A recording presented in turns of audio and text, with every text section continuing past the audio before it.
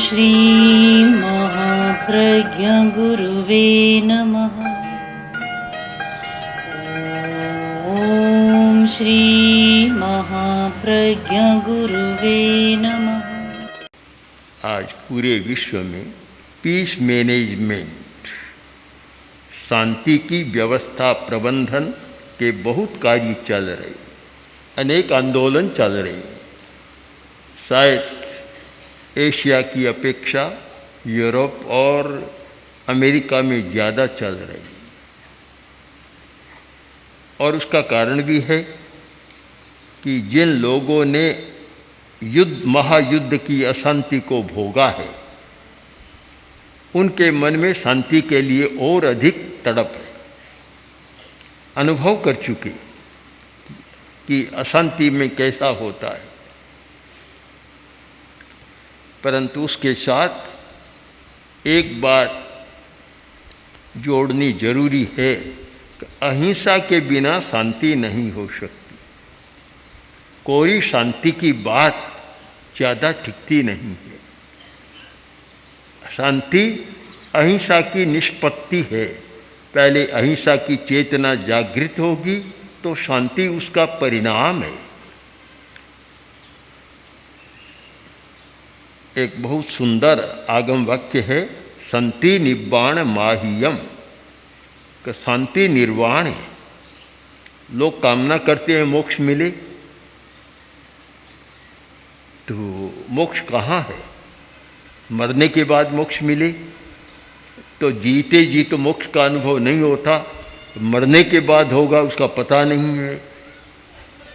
तो ऐसा नहीं है। शांति निब्बाण माह्यम, शांति निर्वाण है। अगर तुम्हारे मन की शांति है, तुम्हारे कषाय शांत है, तो वह निर्वाण ये मोक्ष ही है। और मोक्ष फिर अलग क्या होगा? यही वो मोक्ष है। वर्तमान में मोक्ष का अनुभव करो, वर्तमान में निर्वाण का अनुभव करो, और वह है शांति। जितनी शांति रहती है उतना ही मोक्ष और निर्वाण होता है। जिन घरों में शांति रहती है वे लोग कहते हैं कि हमारे यहाँ तो स्वर्ग का राज्य चल रहा है, स्वर्ग जैसा सुख भोग रहे हैं। स्वर्गीय सुख, और उससे आगे जाए तो मोक्ष का सुख और अधिक शांति। तो वर्तमान जीवन में शांति, और वह शांति कैसी हो सकती है? अहिंसा का एक सूत्र है, स्वार्थ का विसर्जन। जो व्यक्ति स्वार्थ का विसर्जन करता है वहाँ शांति रह सकती, और जहाँ स्वार्थों की खींचातान है वहाँ कभी शांति नहीं हो सकती। स्वार्थ पदार्थ से जुड़ा हुआ है। हमारे सामने तीन तत्व हो जाते हैं, स्वार्थ, पदार्थ और आत्मा, चैतन्य। जब चेतना के साथ आदमी जीता है वहाँ स्वार्थ का अतिरेक नहीं होता, तो स्वार्थ भी पवित्र बन जाता है। और जहाँ आदमी पदार्थ के साथ जीता है वहाँ स्वार्थ अपवित्र बन जाता है, और वहाँ खींचातान होती है, अशांति होती है। एक आदमी फंस गया था दुर्घटना में, टांग टूट गई। दो पुत्र थे, एक था डॉक्टर और एक था वकील। तो डॉक्टर ने कहा, पिताजी टांग की स्थिति यह है कि जल्दी ऑपरेशन कराना होगा, और स्थिति यह बन गई कि टांग काटनी पड़ेगी, और नहीं तो पूरे शरीर में सेप्टिक हो जाएगी।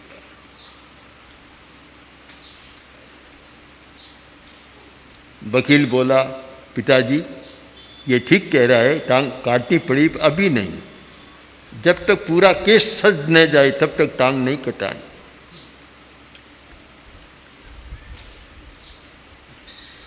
आदमी बैठा था, कुछ लोग आए, कुशल क्षेम पूछने के लिए, और बोले भी तुम्हें तो क्या चिंता है, बड़े सुखी हो, घर में डॉक्टर है तो अपने आप इलाज हो जाएगा। बोला चिंता तो इस बात की हो रही है कि एक नहीं बैठे दो हैं।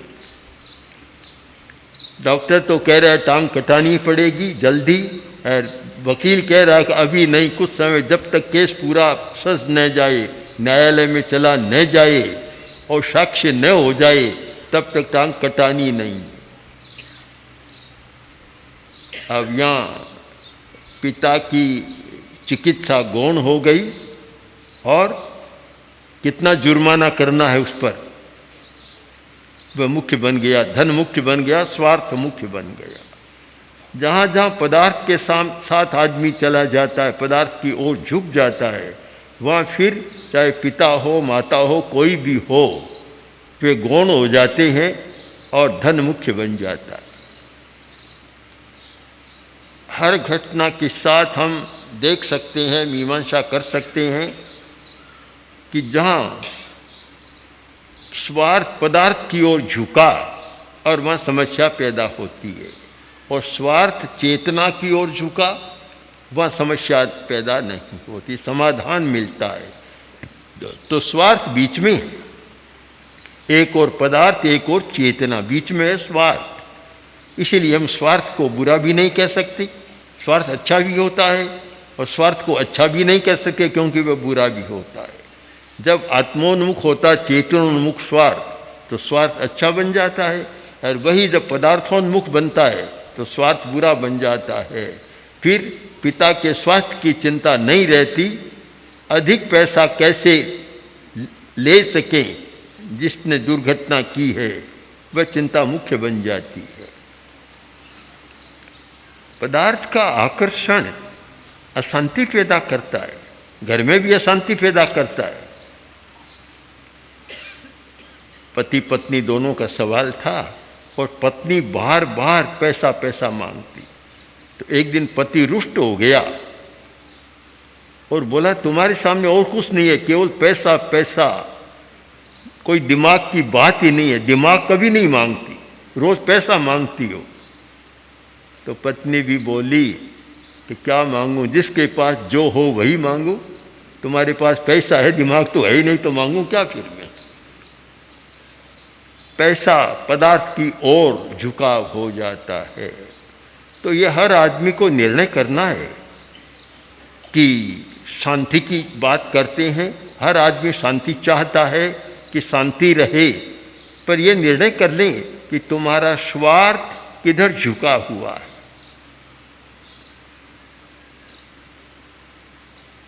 एक सूर्यमुखी फूल ऐसा होता है कि जिधर सूर्य है उधर वह झुक जाता है, उधर उसका मुंह हो जाता है। अगर ऐसा मुंह हो, चेतना की ओर हमारा मुंह हो, तो फिर स्वार्थ कोई बाधा नहीं डालता। स्वार्थ एक बड़ी प्रेरणा है, उसको हम गौण भी नहीं कर सकते, पर वह बाधा नहीं डालता क्योंकि उसका मुंह हमेशा प्रकाश की ओर रहता है। सूर्यमुखी फूल का मुंह प्रकाश की ओर, सूर्य की ओर रहेगा। वैसे ही जिस स्वार्थ का मुंह भी चेतना की ओर हो गया, वह स्वार्थ कोई बाधा नहीं डालता, प्रत्युत प्रेरणा बन सकता है। किंतु जिसका मुंह पदार्थ की ओर हो गया, वहाँ बाधा ही बाधा आती है, बड़ी बाधाएं पैदा होती है, और बहुत बड़ी बाधा है स्वार्थ। तो फिर क्या किया, शांति कैसे हो?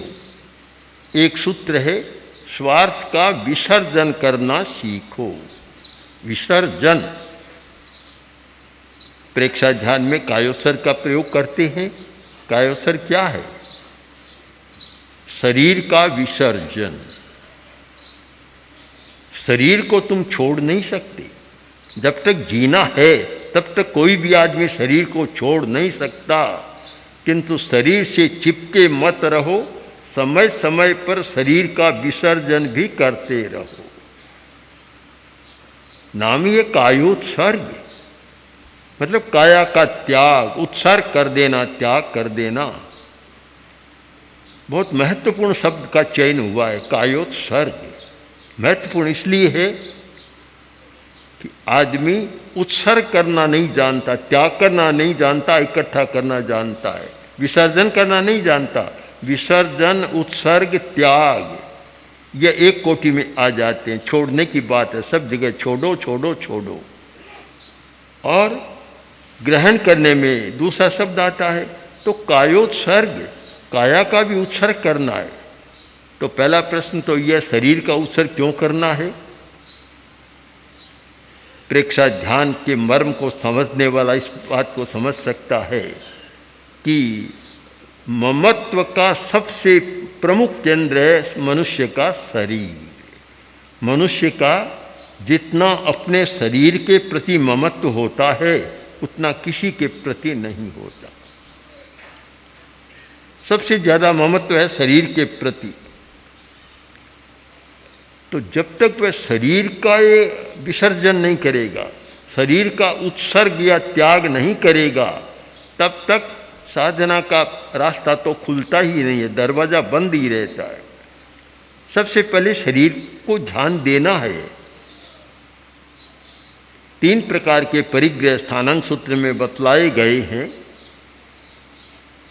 उपधि, शरीर और कर्म। कर्म परिग्रह, और जो उपधि है वस्त्र आदि ये परिग्रह है। किंतु पहला है शरीर। शरीर परिग्रह, जब तक उसको हम पकड़े रखेंगे तब तक शांति की बात और स्वार्थ विसर्जन की बात आ नहीं सकती। सबसे पहले कायोत्सर्ग करो। कुछ लोग जानना चाहते हैं, बहुत बार पूछते रहते हैं कि प्रेक्षा ध्यान का मूल तत्व क्या है? मूल तत्व, आधारभूत तत्व क्या है? हमारा उत्तर है कायोत्सर्ग। कायोत्सर्ग उसका आधारभूत तत्व है। साधना का आदि बिंदु है कायोत्सर्ग, साधना का मध्य बिंदु है कायोत्सर्ग, और साधना का अंतिम बिंदु है कायोत्सर्ग। कोई मुक्त होगा काया का उत्सर्ग करके ही तो मुक्त होगा। जब तक शरीरधारी है मुक्त हो नहीं सकता। शरीर को त्याग करेगा तब मुक्त होगा। कायोत्सर्ग बड़ा महत्वपूर्ण तत्व है।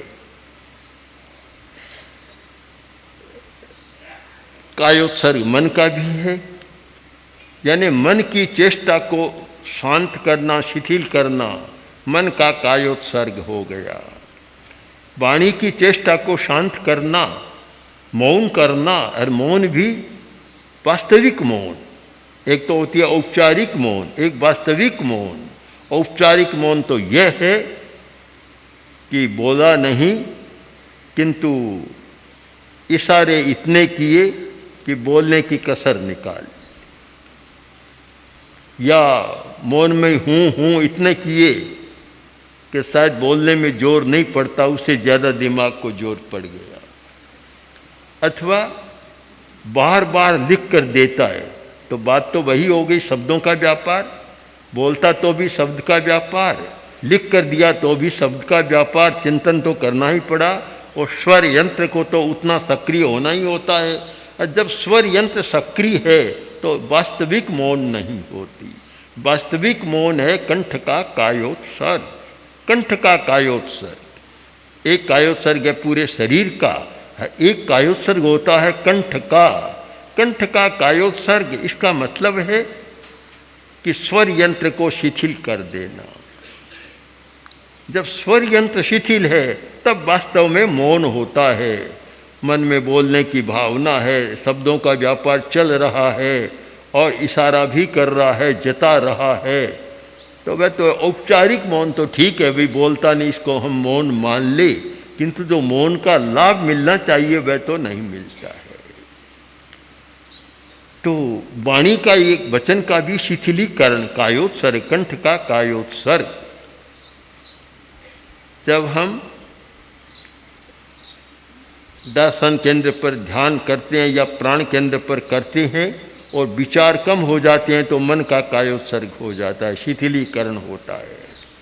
और कंठ का कायोत्सर्ग करते हैं तो कंठ का कायोत्सर्ग हो जाता है, शिथिलीकरण हो जाता है। और एक पूरे शरीर का कायोत्सर्ग, पूरे शरीर का शिथिलीकरण। शिथिलीकरण क्यों जरूरी है? आदमी प्रवृत्ति बहुत करता है। प्रवृत्ति दो शब्द हैं, बहुत प्राचीन दार्शनिक क्षेत्र में दो शब्द चलते हैं, एक है प्रवृत्ति और एक है निवृत्ति। ये प्रवृत्ति और निवृत्ति का चक्र चलता है। 24 घंटा में हम देखें तो मनुष्य प्रवृत्ति कितने घंटा करता है, निवृत्ति कितने घंटा करता है? प्रवृत्ति बहुत करता है, और प्रवृत्ति में सब आ गया, शरीर की प्रवृत्ति, वाणी भी प्रवृत्ति और मन का चिंतन भी प्रवृत्ति, तीनों प्रवृत्तियां हैं। प्रवृत्ति कितना करता है? ज़्यादा समय प्रवृत्ति में बीतता है, निवृत्ति में कम बीतता है। निवृत्ति के बारे में बहुत लोग, बड़े बड़े लोग भी स्पष्ट नहीं है। मुझे याद है पूज्य गुरुदेव चतुर्मास बिता रहे थे उदयपुर में, बहुत पुरानी बात है, आज से लगभग 40 वर्ष पहले की बात होगी शायद। तो वहाँ कुछ प्रिंसिपल, कुछ प्रोफेसर रात को मेरे पास बैठे थे और वे बोले कि आप लोग निवृत्ति की बात करते हैं, प्रवृत्ति में तो कुछ करना होता है, निवृत्ति में तो कुछ करना नहीं होता, क्या कठिनाई है उसमें, उसका महत्व क्या है?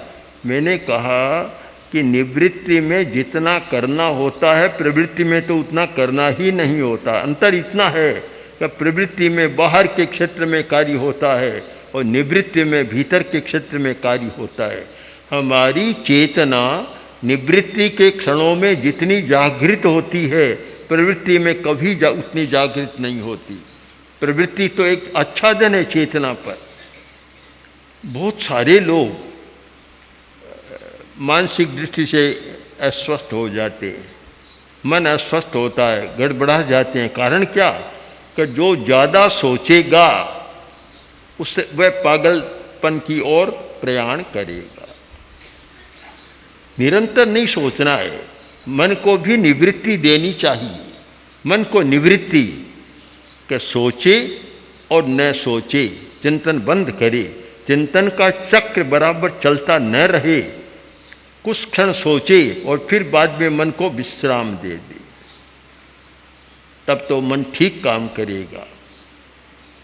और 24 घंटा मन को चलाते रहो, मन भी थक जाएगा और फिर उसमें विकृति पैदा होगी। कोई भी वस्तु ऐसी बता दो कि जो निरंतर काम करे, उसको बीच में विश्राम न दे। हार्ट भी कितना विश्राम लेता है, हमारा हार्ट बहुत समझदार है। हर मिनट में, हर श्वास के साथ, मतलब एक के बीच में एक क्षण विश्राम ले लेता है, फिर काम शुरू करता है, फिर विश्राम करता है। हृदय बहुत कायोत्सर्ग करना जानता है, बिना कायोत्सर्ग कभी चलता ही नहीं, विश्राम लेता रहता है। एक बार स्पंदन किया और 2 क्षण विश्राम करेगा, फिर स्पंदन करेगा। यह स्वाभाविक प्रक्रिया है हृदय की। तो मन को भी विश्राम देना चाहिए, निरंतर सोचना नहीं चाहिए। शायद पागलपन के अनेक कारण हैं, उनमें एक कारण है मन की निरंतर प्रवृत्ति। जो मन की निवृत्ति करना नहीं जानता, विचार के प्रवाह को थामना और रोकना नहीं जानता, वह शायद विपरीत दिशा में चला जाता। वाणी की भी यही बात है कि रोज बोलते चले जाओ, ज़्यादा बोलते चले जाओ तो बोलने की शक्ति तो क्षीण होगी, साथ साथ दिमाग भी अस्त व्यस्त होगा। जो ज़्यादा बोलता है, यहाँ राजस्थान में तो कहावत भी चलती है कि जो ज़्यादा बोलता है तो लोग कहते हैं कुत्ते को हाड को है, मतलब कोई कुत्ते का हाड है जो बोलता ही रहता है, कुत्ता भौंकता रहता है, ऐसे बोलता रहता है। विश्राम होना चाहिए कि दिन में कितना घंटा बोले तो कितना घंटा न बोले, बोलना भी बंद करे, निवृत्ति होनी चाहिए। जैसे मन की निवृत्ति वैसे ही वाणी की निवृत्ति। हमेशा बोलते नहीं रहना चाहिए। कोई आदमी जा रहा था, रात के 2 बज गए, तो पुलिस वाले ने पकड़ लिया, समझ कोई चोर है, रात को 2 बजे और कौन घूमता है इधर। पकड़ा और पूछा कि कहाँ जा रहे हो, कि व्याख्यान सुनने जा रहा हूँ। अरे रात को 2 बजे भाषण सुनने जा रहा हूँ, रात को 2 बजे? कहा हाँ 2 बजे ही जाता हूँ। कौन बोलता है रात को? कि मेरी पत्नी है जो 24 घंटा ही बोलती है, रात को उसका अच्छा बखान होता है, अच्छा भाषण होता है। तब 24 घंटा जो बोलेगा वह तो अच्छा रहेगा नहीं, मखौल का विषय भी बनेगा। वाणी का भी मौन, विश्राम, निवृत्ति, यह भी संयम हो कि कितने समय बोले, कितने समय न बोले। तीसरे है शरीर की प्रवृत्ति। शरीर की प्रवृत्ति बहुत होती है, आदमी काम करता रहता है तो शरीर की क्रिया भी गड़बड़ाती है। अगर वह दिन में शरीर से 15-16 घंटा काम करता है, वहाँ आधा घंटा 1 घंटा कायोत्सर्ग कर ले, शरीर की निवृत्ति कर ले, तो शायद सारा सिस्टम ठीक हो जाए, शरीर का सारी क्रिया ठीक हो जाए, रक्त संचार की प्रणाली स्वस्थ बन जाए और कहीं बीच में अवरोध न आए। निरंतर चलता रहता है तो शरीर टूटता रहता है, सारा अंतर का चक्र है और तंत्र है वह टूटता रहता है और उसे संभलने का मौका ही नहीं मिलता। इसलिए तीनों की निवृत्ति जरूरी है, कोई प्रवृत्ति नहीं, तीनों की प्रवृत्ति भी आवश्यक है जीवन को चलाने के लिए। अगर कोई आदमी सोचना नहीं जानता, विकास नहीं कर सकता, बोलना नहीं जानता तो अच्छा काम नहीं कर सकता, और शरीर से काम करना नहीं जानता तो आलसी हो जाता है, पड़ा रहता है, तो वह भी अच्छा नहीं होता। तीनों जरूरी है, किंतु यह समझ लिया जाए ध्यान की प्रसक्ति में कि जैसे तीनों की प्रवृत्ति आवश्यक है, वैसे ही तीनों की निवृत्ति भी आवश्यक है। क्यों? इस पर भी हम विचार करें कि जीवन चर्या को चलाने के लिए प्रवृत्ति आवश्यक है, उसके बिना जीवन की यात्रा ठीक नहीं चलती। रोटी पानी के लिए प्रवृत्ति जरूरी है, मकान के लिए भी प्रवृत्ति जरूरी है, और पारस्परिक संबंधों के लिए भी प्रवृत्ति जरूरी है, उसके बिना काम नहीं चलता। इसलिए आदमी अच्छा चिंतन करे, मन का अच्छा काम, अच्छा बोले और शरीर से भी श्रम करे तो जीवन सफल होता है। तो एक उद्देश्य हमारे सामने आ गया प्रवृत्ति का कि जीवन यात्रा को अच्छा चलाना है, अच्छे ढंग से चलाना है तो प्रवृत्ति आवश्यक है। अब निवृत्ति क्यों आवश्यक है? निवृत्ति इसलिए आवश्यक है कि जो जीवन यात्रा को चलाना है और शरीर, मन और वाणी को स्वस्थ रखना है तो निवृत्ति आवश्यक है। उसके बिना न शरीर स्वस्थ रहेगा, न वाक प्रवृत्ति स्वस्थ रहेगी और न मन का चिंतन स्वस्थ रहेगा। दोनों का संतुलन करो तो स्वस्थ रहेगा, इसलिए निवृत्ति जरूरी है। और इससे आगे जाएं तो एक बड़ा महत्वपूर्ण तथ्य हमारे सामने आता है, और वह यह है कि जिस व्यक्ति को आंतरिक चेतना का द्वार खोलना है, अतीन्द्रिय चेतना का विकास करना है, उसके लिए इन तीनों की निवृत्ति करना परम आवश्यक है।